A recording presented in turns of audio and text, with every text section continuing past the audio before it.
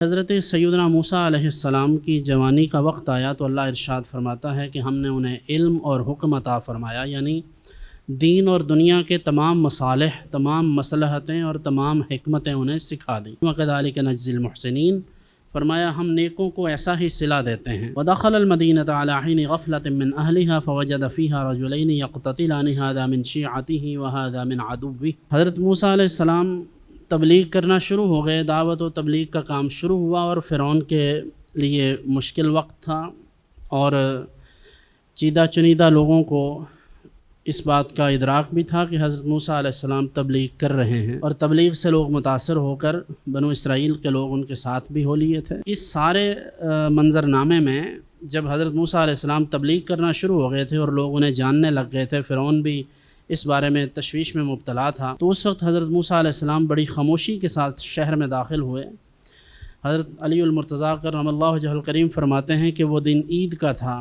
اس لیے لوگ اپنے لہو و لعب میں مشغول تھے، تو حضرت موسیٰ علیہ السلام شہر میں داخل ہو گئے۔ کیا دیکھتے ہیں کہ دو شخص آپس میں لڑ رہے ہیں، ایک حضرت موسیٰ علیہ السلام کے گروہ کا ہے اور دوسرا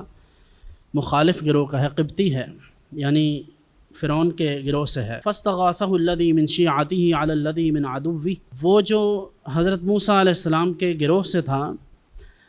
اس نے مدد مانگی حضرت موسیٰ علیہ السلام سے کہ اس قبطی سے میری جان چھڑوا دیں، کیونکہ وہ اسے کہہ رہا تھا کہ یہ لکڑیاں اپنے سر پر اٹھا کر فرعون کے مطبخ تک لے جاؤ۔ مطبخ کچن کو کہتے ہیں، عربی کا لفظ ہے مطبخ، تو کچن تک یہ لے جاؤ، اور یہ انکار کر رہا تھا، تو اس پر اس نے سختی کی، تو حضرت موسیٰ سے اس نے مدد مانگی۔ جناب موسیٰ علیہ السلام اس کے قریب ہوئے، اسے سمجھانے کی کوشش کی، تو وہ قبطی تھا، اس کے اندر جراثیم تھے فرعون والے، اس نے آگے سے ریزسٹ کیا۔ جناب موسیٰ علیہ السلام نے غصے سے ایک گھونسا مارا، اسے مکہ مارا، جیسے ہی مکہ مارا تو وہ مر گیا۔ قال هذا من عمل الشیطان، حضرت موسیٰ علیہ السلام نے کہا یہ شیطان کی طرف سے ہوا۔ بظاہر لوگوں کو یہ لگتا ہے کہ حضرت موسیٰ علیہ السلام نے اپنے مکہ مارنے کی نسبت یہ فرمایا، حالانکہ ایسا نہیں ہے۔ گویا کہ انہوں نے یہ فرمایا تھا کہ اس شخص نے، اس قبطی نے جو بنو اسرائیل کے اس بندے پر ظلم کیا تھا، جس ظلم کی مدافعت میں، جس کو روکنے کے لیے میں نے اسے سمجھایا، تو اس نے آگے سے بد کلامی کی، تو نتیجتاً مجھے اسے مکہ مارنا پڑا، جس کے نتیجے میں وہ حادثاتی طور پر مر گیا۔ تو حضرت موسیٰ علیہ السلام نے فرمایا کہ یہ سارا عمل کس کی طرف سے تھا؟ شیطان کی طرف سے، کہ وہ تمہیں ایک شخص پر زیادتی کرنے کے لیے مجبور کر رہا تھا، اور میں نے تمہیں سمجھایا اور تم سمجھے نہیں، نتیجتاً یہ ہو گیا۔ اس کے بعد حضرت موسیٰ علیہ السلام ارشاد فرماتے ہیں انہ عدو مضل مبین،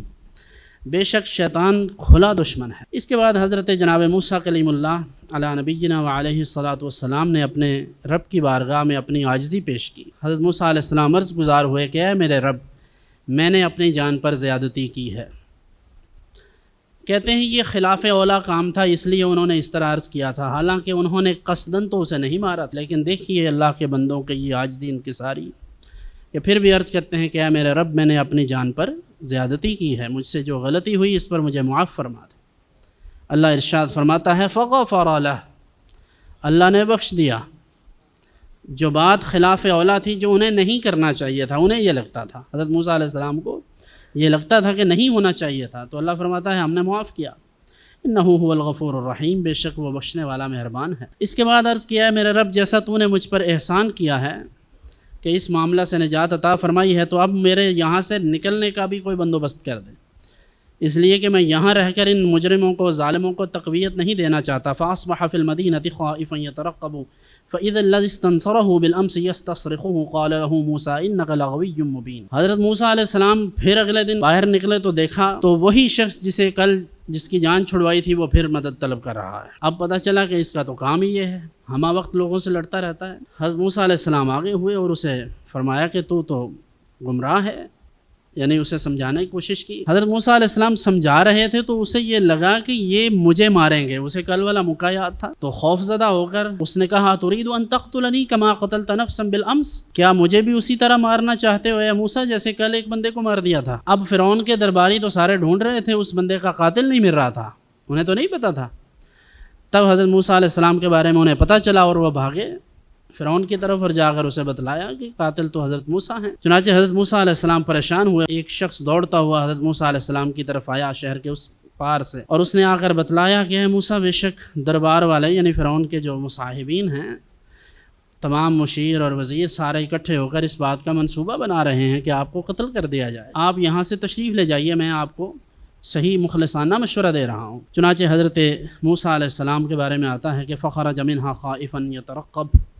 حضرت موسیٰ علیہ السلام وہاں سے تشریف لے گئے اور اس انتظار میں تھے کہ اب کیا ہوتا ہے، اور ساتھ اللہ کی بارگاہ میں عرض کرتے ہیں، مدد مانگتے ہیں اللہ سے، اے میرے رب مجھے اس ظالم قوم سے نجات عطا فرما دے۔ معلوم ہوتا ہے کہ مشکلات جب حد سے زیادہ ہو جائیں، جینا دو بھر کر دیا جائے، جب ہمہ وقت لوگوں کی طرف سے مشکلات، پریشانیاں اور مصائب کا سامنا ہو، اور معاملہ بھی اللہ کے دین کی اقامت کا ہو، تو پھر اگر رہنا مشکل ہو، دشوار ہو، تو پھر اللہ کی راہ میں اللہ کے دین کے لیے ہجرت کر جانا یہ سنت انبیاء ہے۔